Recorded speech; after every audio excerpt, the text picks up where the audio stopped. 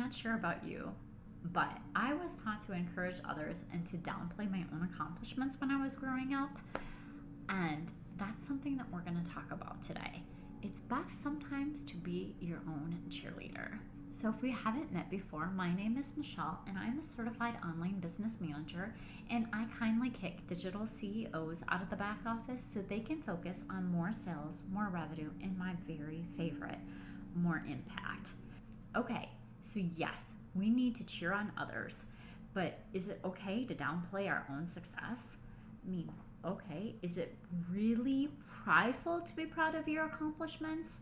Or is it simply that we're believing in ourselves when we cheer on our own accomplishments? So, which is it?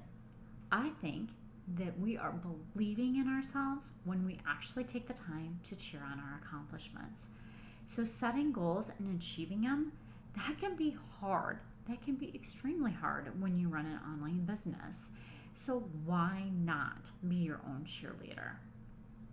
What do you do when you have no one to build you up and encourage you to keep going when running an online business feels really challenging? It's okay. Be your own cheerleader. When your family and friends may not get the whole online business world and hold you down when you should be soaring, it's okay. Be your own cheerleader. Cheerleaders cheer when nobody else does, and that's okay because you need that. You need to make sure that you believe in yourself. You need to make sure that you're being confident, and you need to be your own cheerleader in your business, because I can tell you, you're not going to have that encouraging ear in your encouraging ear, or maybe I can get it right this time. You're not going to always have that encouraging voice in your ears. So you need to make sure that you are that encouraging voice.